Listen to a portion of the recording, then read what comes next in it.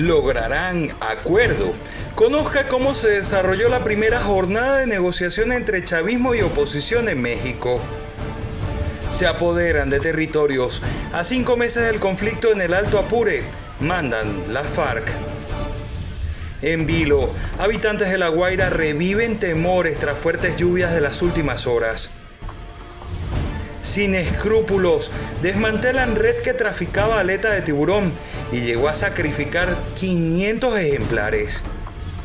Grata sorpresa, el medallista olímpico Daniel Ders se encuentra en Venezuela.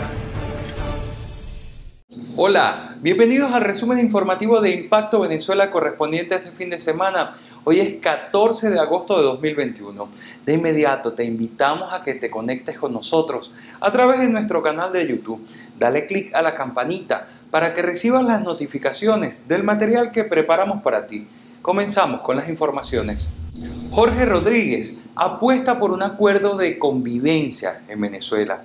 Mientras tanto, Juan Guaidó apuesta por la salvación del país. Esto luego de la firma de un memorándum de entendimiento en el inicio de las mesas de diálogo entre gobierno y oposición en México. Luego de los fallidos diálogos en 2018 en República Dominicana y en 2019 en Barbados, el madurismo y la oposición iniciaron un nuevo proceso este viernes en México para buscar una solución pacífica a la crisis que vive Venezuela. Esto con la mediación de Noruega y el auspicio del gobierno mexicano. Haremos todo lo posible para garantizar que estas negociaciones tengan un resultado satisfactorio. Sin embargo, seguimos convencidos de que la actual crisis en Venezuela solo puede ser resuelta por los propios actores políticos venezolanos. El memorando de entendimiento, que consta de 5 puntos de un acuerdo integral, fue suscrito por Jorge Rodríguez por la administración de Maduro y Gerardo Blay por la llamada Plataforma Unitaria. Ambas delegaciones mostraron su disposición de acordar las condiciones necesarias para que se lleve a cabo los procesos electorales consagrados en la Constitución con todas las garantías y entendiendo la necesidad de que sean levantadas las sanciones internacionales. No ha sido fácil acordarnos en la agenda a ser discutida y desarrollada, las pautas que regirán el proceso y el formato bajo el cual se desarrollarán las negociaciones. Con nosotros no funcionan las amenazas. Y esta es una oportunidad de oro para demostrar que podemos, más allá de lo que haya ocurrido en el pasado, podemos afincarnos en el futuro y podemos llegar a acuerdos tempranos y a acuerdos integrales. Nicolás Maduro, a través de las redes sociales, saludó la firma del acuerdo y agradeció a México y Noruega por los esfuerzos de paz. Mientras, Juan Guaidó destacó que este será por primera vez un debate público y aseguró que la prioridad es poner fin a la tragedia que vive Venezuela. Que la contraparte es una dictadura y que esto no será alcanzable por su buena voluntad. Pero contamos con el respaldo del mundo democrático, que ha mantenido un esquema de presión al régimen y podrá considerar aliviarlo siempre y cuando se traduzca en beneficios concretos para todos los venezolanos. Estas delegaciones, que están integradas por 9 miembros cada uno, se volverán a ver las caras el próximo 30 de agosto para debatir esta agenda ya establecida que no prevé hasta ahora la salida del poder de Nicolás Maduro. Mildred Manrique, somos Impacto Venezuela. Escuche bien, han pasado ya 5 meses desde que se dio inicio al conflicto armado entre las FARC y las Fuerzas Armadas venezolanas. El mismo ha dejado 13 personas fallecidas y más de 6.000 desplazados en la zona. Esto sin que exista una investigación formal sobre estos hechos. A 5 meses de los hechos del Alto Apure, ya nadie se refiere a lo ocurrido, pero existen muchas interrogantes que no han sido aclaradas por ninguna autoridad. Para muchos defensores de derechos humanos, en la zona se cometieron crímenes de guerra y se debieron activar protocolos internacionales de protección a los civiles en medio de un conflicto.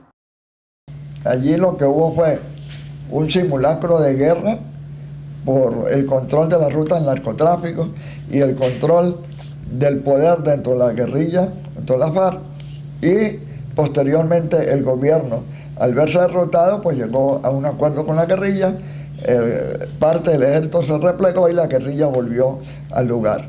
O sea, un hecho insólito, hemos perdido espacios territoriales frente a grupos irregulares que tienen presencia activa en el Alto Apure. En materia internacional, Márquez criticó el informe de la exfiscal de la CPI, Fatou Bensouda, por omisiones referentes a los crímenes cometidos en Venezuela. ¿Qué es lo novedoso de la fiscal? La fiscal dice que hay elementos sobre crímenes de lesa humanidad, pero no abre la averiguación como era su obligación estatutaria, de acuerdo al Estatuto de Roma. Entonces es una farsa, un engaño, y algunos celebran como un gran acontecimiento que la fiscal haya presentado ese informe al nuevo fiscal. Le corresponde al nuevo fiscal, Karim Khan, en un tiempo prudencial, tomar la decisión de cerrar el examen preliminar y abrir la investigación contra Nicolás Maduro y miembros de su alto gobierno. Reiteró el ex embajador del país en la India que la salida de Bensouda representa una posibilidad de juzgamiento contra Nicolás Maduro. En Táchira, Marina Glot, somos Impacto Venezuela. Todo parece indicar que a Alex Saab se le acaba su tiempo en Cabo Verde, pues el Tribunal Constitucional tiene hasta el próximo viernes para decidir si lo extradita o no a Estados Unidos. La defensa de Alex Saab ha agotado todos los cartuchos que le tenían desde la perspectiva jurídica y ya ha hecho los planteamientos que debía hacer. Los abogados de Saab argumentaron 12 inconstitucionalidades que a su juicio se producen a lo largo del proceso judicial. Aseguran que nunca se les ha permitido defenderse en persona desde el inicio de este proceso. Pero, ¿qué pasa? Si Alex Naim Saab lo extraditan a Estados Unidos, enfrentaría una sentencia de hasta 20 años de prisión. Además, se espera que caigan otros funcionarios de la administración de Nicolás Maduro.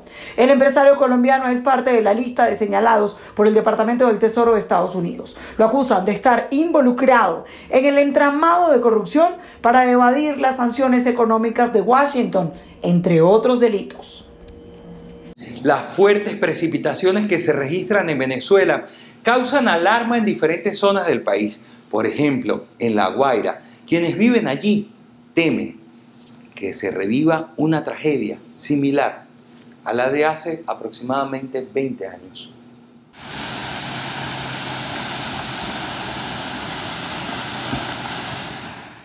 Horas de temor se vivieron en La Guaira. La lluvia siempre trae malos recuerdos a quienes viven en esta zona de Venezuela.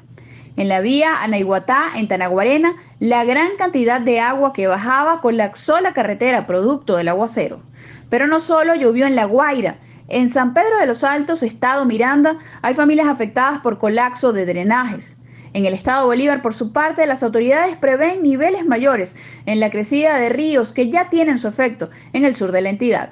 En Ciudad Bolívar y Ciudad Guayana, el Orinoco se mantiene en alerta verde, mientras que el Caroní se acerca a la cota de alerta roja. El Dorado, en el municipio de Sifontes, es la zona más perjudicada. 1.200 familias han sido evacuadas por el desborde de los ríos Yuruarí y Cuyuní. El panorama, entre tanto, no es alentador, pues en las próximas 72 horas el pronóstico es de más precipitaciones. De 2 impactos de bala, asesinaron a un médico que prestaba servicios en el Hospital Pérez Carreño de La Yaguara, en Caracas. Las autoridades lo identificaron plenamente como José Gregorio Alayón, de 32 años de edad. El homicidio ocurrió cuando el profesional de la medicina transitaba por un sector de la avenida San Martín, aquí en Caracas. Venía saliendo de clase, se montó en una camioneta, se dejó en la avenida San Martín. Llegaron 2 tipos en una moto, lo abordaron e intentaron quitarle el bolso hizo con ellos y como no les pudieron quitar el bolso, le dieron 2 disparos. ¿Qué se sabe de los homicidas? ¿Huyeron? ¿Fueron detenidos posteriormente? ¿Hubo testigos? No se sabe nada. La gente que lo vio cuenta esa historia, pues. José Gregorio Alayón vivía en esa zona de la parroquia San Juan. No estaba casado y aún no tenía hijos. Miguel, perder a un hermano es muy duro, ¿verdad? Demasiado. ¿Qué significa eso, chico? ¿Cómo lo describes tú? Algo muy doloroso. No hay palabras para describir la pérdida de un hermano. O sea. Miguel, si tuvieras ahorita enfrente a alguna de las autoridades, ¿qué le dirías? En realidad no sabría qué decirle, no tengo palabras para eso, no sé. ¿Cómo te cambia la vida ahora después de la muerte de tu hermano? Mucho, porque él era muy importante para mí. Él era el hermano mayor, pero para todos él era el más pequeño. En relación con este caso, hay por lo menos 10 testigos presenciales quienes deberían contribuir con detalles de lo ocurrido y también con la identificación de los asesinos. Y en informaciones obtenidas en fuentes ligadas a la investigación, pudimos conocer que las autoridades van a utilizar las cámaras de video públicas que están en esta avenida San Martín, con lo cual pudieran adelantar las investigaciones para dar con los responsables de este lamentable homicidio. En Caracas, Santiago Gutiérrez, Somos Impacto Venezuela. Durante la última semana han ocurrido hechos violentos en Bogotá, protagonizados aparentemente por venezolanos. También, ¿usted quiere conocer quiénes son los países que apoyan el diálogo entre gobierno y oposición en Venezuela y las últimas decisiones de la CPI? Todo esto y más en Venezuela en el Mundo, con nuestra compañera Lina Caicedo. En menos de un año, 2 balaceras en las calles de Bogotá han dejado igual número de policías muertos. A sangre fría y a quemarropa les han disparado. Lo lamentable de estos casos es que los pistoleros han sido ciudadanos extranjeros. Veamos. Ay, hijo de puta, tiene la pistola, hermano. Sí. Ay, hijo de puta. Ay, hijo de puta. A los dos. Ay, no. Ay, santísima, váyase de aquí, señor. Quien dispara contra los policías en una calle del sur de Bogotá es un ciudadano venezolano que minutos después fue capturado por el asesinato del patrullero y dejar a otro agente y un taxista heridos. Tiene 34 años y fue imputado por los delitos de homicidio agravado, tentativa de homicidio, porte de armas de fuego y hurto calificado. No acepto, su señoría. ¿Usted toma esa determinación de no aceptar los cargos de manera libre, consciente y voluntaria? Sí, señor juez. Gracias. De que policía, fiscalía y alcaldía estamos trabajando juntos, como equipo, unidos, para combatir a esos criminales, para combatir y judicializar a esos actos vandálicos y proteger la tranquilidad y la seguridad de nuestros ciudadanos. Noruega vuelve al ruedo siendo el país garante de los diálogos entre el oficialismo y la oposición venezolana en México. No es la primera vez que interviene como facilitador para acompañar la salida dialogada a un conflicto. En 10 oportunidades lo ha hecho en Asia, América Latina, África y Medio Oriente. Una reputación que se ganó por su neutralidad y buenas relaciones con Estados Unidos, la Unión Europea, Rusia y Naciones Unidas. En términos generales, la mediación internacional le da a los procesos de negociación las posibilidades de verificar que efectivamente lo acordado se cumpla, le da transparencia y le da garantías a las partes, especialmente cuando existe tanta desconfianza entre las mismas.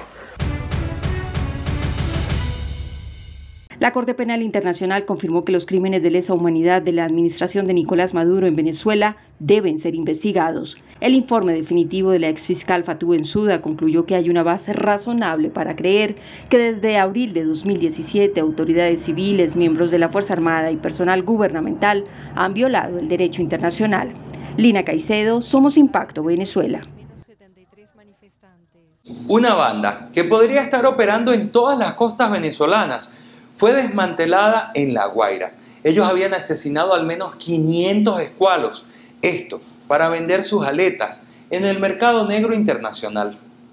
Al menos 6 especies de tiburón como el oceánico, zorro, macura, martillo, tiburón gato y tigre, concentradas en puntos de pesca como El Placer, a 10 millas al norte de Chuspa y hacia Chichiriviche de la costa, al este y oeste del litoral central, fueron sacrificadas por una red dedicada al tráfico ilegal de sus aletas y de caballitos de mar.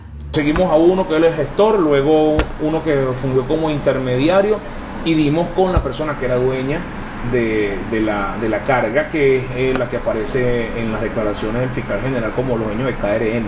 ¿Y esas cargas estaban aquí en La Guaira? Esa carga se encontraba aquí en La Guaira. ¿En qué parte de La Guaira?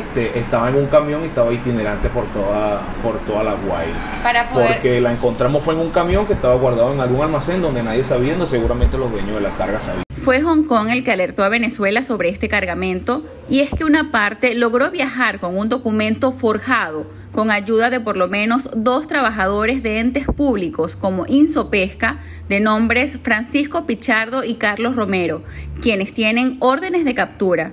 Por el caso están detenidos Moisés Echarri, Luis Capitillo, José Robaina, tal como informó el fiscal general Tarek William Saab. Hicimos seguimiento desde el mismo momento en el que encontramos un documento que se veía en condiciones de estar forjado. Un documento forjado, ya el fiscal general indicó que estaban 535 kilos de aletas de tiburón que viajaron, que fueron exportadas, y el gobierno de Hong Kong nos avisa. Pero ¿sabía usted que además de otros usos, la aleta de tiburón posee gran demanda en el mercado asiático por ser un gran potente sexual? Las coyunturas, o sea, eso tiene algún remedio, tiene algunos elementos que en principio como comida, y también para medicina. Algunos lo usan también con propósitos para fabricar comidas exóticas. Los ministerios públicos de Ecosocialismo y Pesca, junto a funcionarios de Guardería Ambiental de la Guardia Nacional, siguen las investigaciones sobre esta red que tiene conexiones en Falcón y Sucre. De allí que no se descartan nuevas capturas al tratarse de más de 800 kilos de aletas de tiburón implicadas en este delito, al ser esta una especie en peligro de extinción. Desde Vargas a Mi Torres, somos Impacto, Venezuela. Luego de participar en actos vandálicos, saqueos y protestas en Colombia, la Fiscalía General condenó a EPA Colombia. Vamos a conocer más de esta historia con nuestra compañera Bárbara Orozco en la sección de Farándula. A 5 años y 15 días condenaron las autoridades colombianas a Daneidy Barrera, mejor conocida como EPA Colombia, luego de que destruyeron las instalaciones de un Transmilenio del país durante las protestas antigubernamentales del 2019. El veredicto legal desató reacciones de artistas e influencers colombianos, quienes le enviaron su apoyo a la empresaria. Afirman que merece una segunda oportunidad, ya que Barrera se arrepintió de los actos y asumió las consecuencias. La bailarina y modelo Andrea Valdiri reaccionó ante la condena, llamó a la reflexión y envió apoyo y fuerza a EPA Colombia. Que reconoció sus errores y pocas personas lo hacen. Tú has cometido errores, yo he cometido errores. Y lo importante es mejorar y cambiar, ¿cierto? Entonces, díganme ustedes qué es más asertivo. Meter a esta pobre pelada a la cárcel, que emprendió, que ayudó. Entonces, mis amores, esto para mí es una injusticia y la verdad sí me duele. Me duele que le esté pasando esto y yo ahí le digo, fuerza mi reina linda, que todos la apoyemos a ella, ánimo. Esta es la segunda condena que le hacen a Daneidy Barrera por los hechos ocurridos en 2019. Sin embargo, en la primera no enfrentó la cárcel por los hacinamientos en los centros penitenciarios. En 2020 había sido sentenciada a 3 años y medio de cárcel por los crímenes daño al bien ajeno y perturbación en el transporte público. Sin embargo, por la poca monta de su pena no le fue dictada una restricción a su libertad. En ese entonces, la Fiscalía General de Colombia presentó la apelación, manifestando que, a su juicio, la mujer también incurrió en el delito de instigación a delinquir. Por este delito, finalmente le condenaron a 63 meses y 15 días de cárcel. Daneidy Barrera se manifestó en su cuenta de Instagram y afirmó que todo estará bien, que aunque a veces no tiene ganas de levantarse, se repite que va a salir victoriosa. Luego de que se viralizaran estos hechos, EPA Colombia manifestó su arrepentimiento por los actos cometidos. Sin embargo, luego de una larga batalla legal, la justicia colombiana determinó que debe pagar estos actos con cárcel. Nosotros seguiremos desde acá enviándoles las noticias más importantes del mundo del entretenimiento. Se despide Bárbara Orozco, somos Impacto Venezuela. Daniel Ders, luego de su excelente actuación en los Juegos Olímpicos de Tokio, sorprendió nuevamente a Venezuela, llegó al país. Esto y más con nuestro compañero Sandino Ignacio Yaguare en la sección deportiva. Amigos, un gusto poder reencontrarnos acá en su sección deportiva. Una entrada así, solo pocos como Daniel Ders pueden hacerla. Y es que aunque el deportista había anunciado que vendría al país, creo que nadie se imaginó que lo haría de una manera tan sorpresiva. Veamos. Aunque no hubo público ni acto, el ciclista de BMX Freestyle fue recibido por autoridades del Aeropuerto Internacional de Maiquetía. Con la tricolor en la mano, el medallista de plata en los recientes Juegos Olímpicos Tokio 2020 agradeció su imagen plasmada en el principal aeropuerto del país.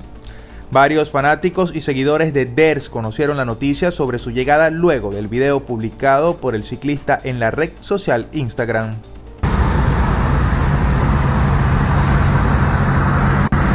Llegamos a Caracas. Se espera que el subcampeón olímpico esté unas 2 semanas aproximadamente en el país participando en algunos eventos. Pasamos al deporte de combate porque otra que continúa sorprendiendo es la karateca venezolana Omaira Molina, quien derrotó por nocaut técnico a la brasileña Erika Santos en el 7º evento de Karate Combat llevado a cabo en suelo estadounidense. La criolla logró conectar un fuerte derechazo directo al rostro de la brasileña, con el que prácticamente sentenció la pelea en apenas 1 minuto 50 segundos. Nos vamos a los tableros porque luego que el jugador Kawhi Leonard anunciara su salida de los Clippers, el alero logró llegar a un acuerdo con el equipo por 4 años y $176.3 millones. El equipo de Los Ángeles apuesta a los servicios del 2 veces MVP en finales de NBA. Esto pese a que Leonard se encuentra recuperándose de una operación de su rodilla derecha.